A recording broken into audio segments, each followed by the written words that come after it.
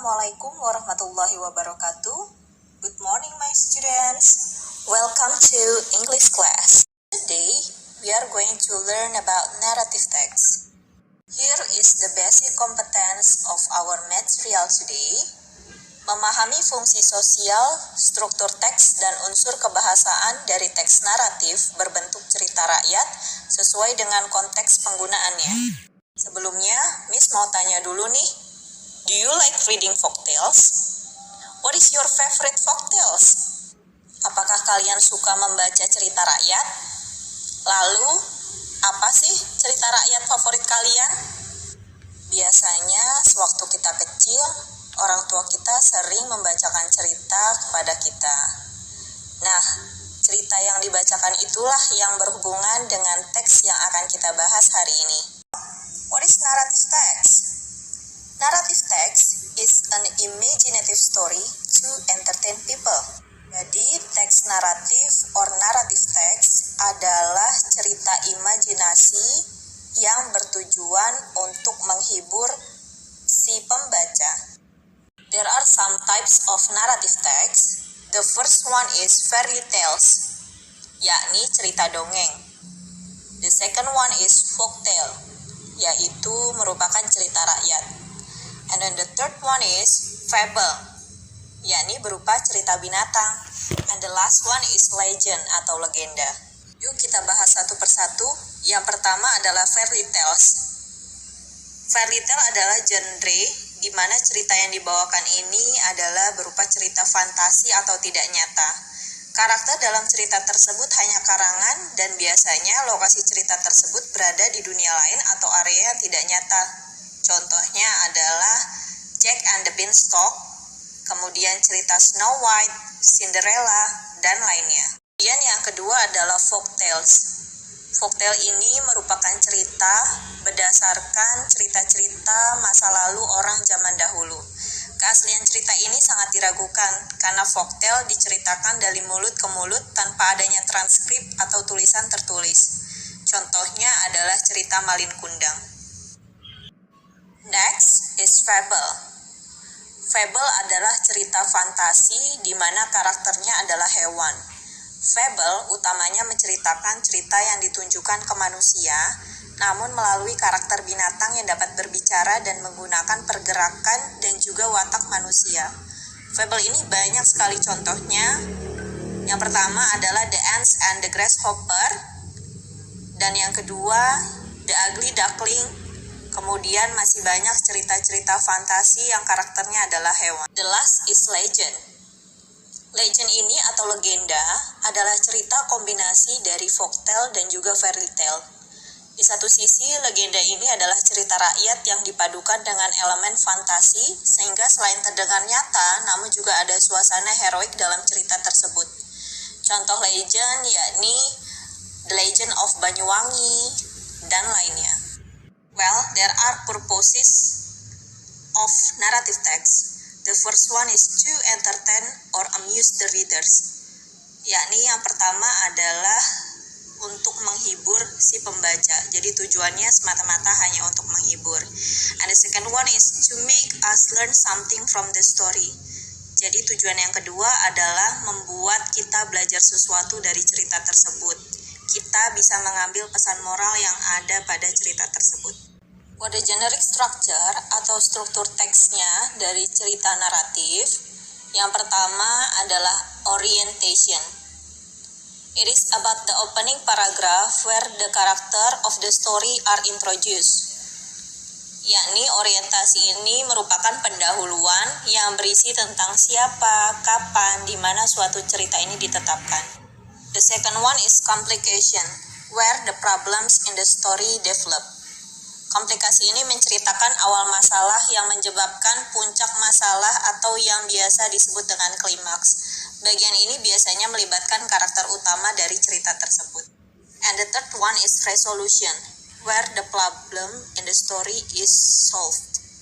Bagian ini adalah akhir dari cerita atau berupa solusi dari masalah yang terjadi. Masalah dapat diselesaikan, dapat menjadi lebih baik, atau bahkan menjadi lebih buruk yang nantinya akan membuat cerita berakhir dengan bahagia atau sebaliknya. Terkadang ada beberapa resolusi yang berupa masalah lain untuk dipecahkan. Hal ini sengaja dibuat oleh penulis untuk menambah dan mempertahankan minat dan juga ketegangan dari pembacanya. Biasanya jenis resolusi ini terdapat pada genre misteri ataupun horor. The third one is resolution, where the problem in the story is solved. Pada bagian ini adalah akhir dari cerita atau berupa solusi dari masalah yang terjadi. Masalah yang diselesaikan dapat menjadi lebih baik atau bahkan malah menjadi lebih buruk, yang nantinya akan membuat cerita berakhir dengan bahagia ataupun sebaliknya. And the last one is reorientation or coda. Bagian ini adalah penutup dari cerita yang bersifat opsional, artinya bisa ada pada cerita ataupun tidak. Reorientation biasanya berisi tentang pelajaran moral, saran, ataupun pelajaran dari penulis. And for the language feature of narrative text, there are adverb of time. Ini merupakan kata keterangan waktu yang biasa digunakan pada teks narasi. Bisa berupa once upon a time, one day, long time ago. Nah, jika kalian menemukan kata-kata seperti ini atau kata keterangan waktu seperti ini, berarti teks tersebut menunjukkan teks narasi. Yang selanjutnya adalah the use of past tense. Pada cerita narasi biasanya menggunakan bentuk waktu lampau, yakni past tense. Contohnya adalah an old woman live in the jungle. Jadi kata kerja yang digunakan pun merupakan kata kerja berbentuk lampau dan kalimatnya pun seperti itu. Kemudian dalam cerita narasi juga menggunakan spesifik karakter. Artinya adalah karakter yang digunakan ini spesifik. Contohnya seperti Malin Kundang, Sang Kuryang, Cinderella. Jadi karakter pada tokoh tersebut sudah disebutkan dalam ceritanya. The next is the use of time conjunction atau kata penghubung waktu. Contohnya adalah when, suddenly, then. Kemudian, ciri-ciri kebahasaan dari teks narasi yang terakhir adalah penggunaan direct speech atau kalimat langsung. For example, my name is Snow White. Here is the example of folktales, a story from Sulawesi. The title is Takatuliang, the Woodcarver. Takatuliang, the Woodcarver. Once upon a time, there lived King Simbao and his beautiful daughter, Princess Sangyang Mapaeli, in a kingdom on the island of Simbao in the Sulawesi Sea. The king was very wise and kind. The princess was not only beautiful, but she was also kind-hearted.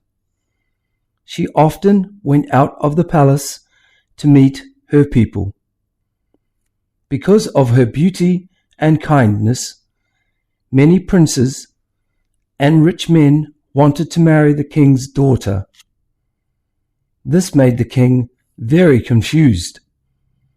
He wanted to choose the best husband for his daughter. He then announced a contest. Whoever presented the princess with the most valuable gift would marry her. In a small village there lived Takatuliang, a poor young woodcarver. He heard about the contest and decided to try. He was so poor that he had nothing to present. He thought very long and hard, so he went far into the forest. There he chose the best tree and carved it into a doll. Next, he took an old piece of cloth and sewed it into a dress for the doll. After that, he cut his own hair and glued it to the doll's head. On the day of the contest, all of the princes gathered before King Simbao and the beautiful princess. The first prince presented his gift. He said proudly, "Dear princess, this is the proof of my love, a comb carved from ivory." How many combs like this do you have? Asked the princess. I have many of them, said the prince. Then Princess Mapaele turned to the second prince. What do you bring for me? asked the princess. I bring this silk as the proof of my love, said the prince proudly. How many pieces of silk like this do you have? asked the princess. Oh, a lot, my dear, said the prince. What about you? asked the princess to the third prince. What do you bring for me? He presented her with a very beautiful necklace. This is proof of my love, my dear princess, and I still have many necklaces like this. Finally, it was Takatuliang's turn. Takatuliang bowed his head. I bring only a doll, said Takatuliang softly. How many dolls like this do you have? asked the princess again. only this one. I carved it myself and decorated it with my own hair and my father's old cloth. He died, and this is the only thing he left me, answered Takatuliang. Princess Sangiang Mapaele was very touched to hear Takatuliang's story. She decided to marry Takatuliang because he had given her everything he had.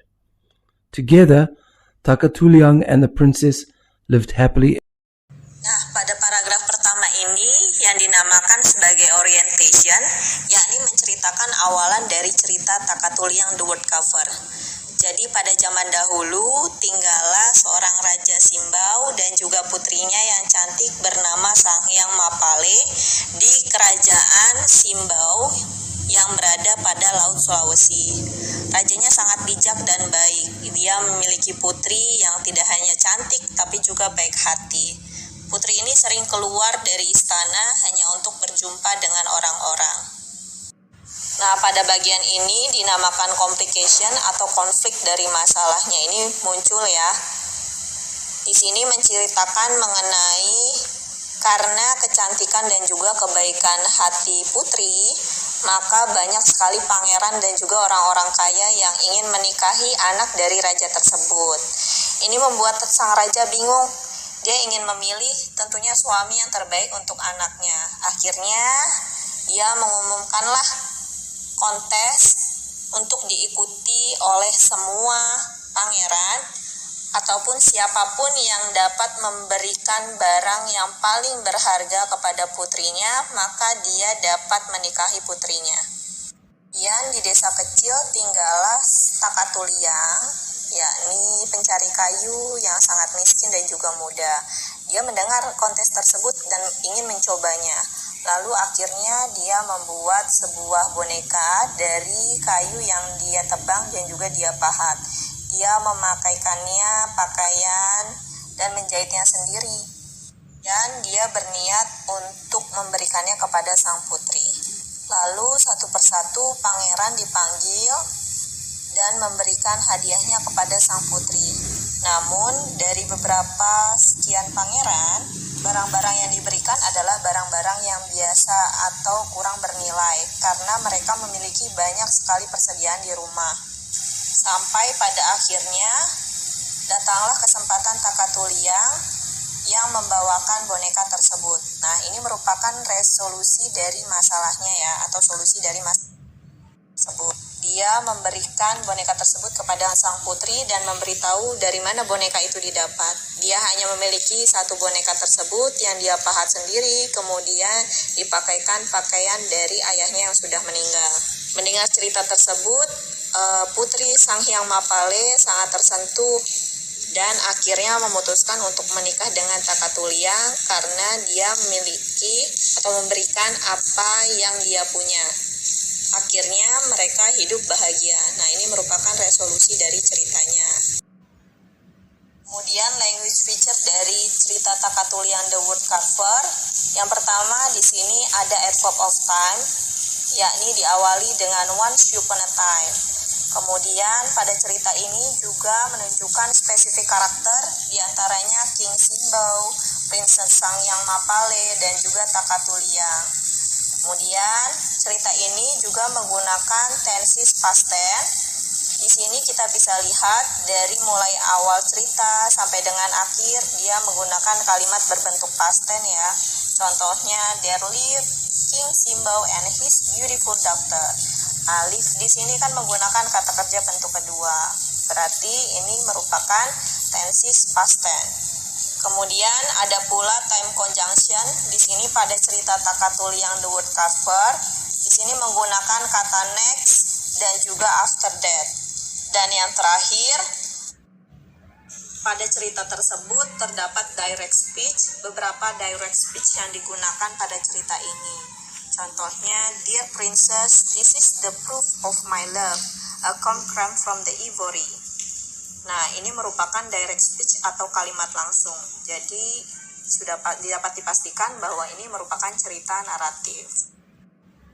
Thank you for watching this video. Semoga dapat bermanfaat dan juga dapat menambah ilmu kalian ya. See you on next video. Bye.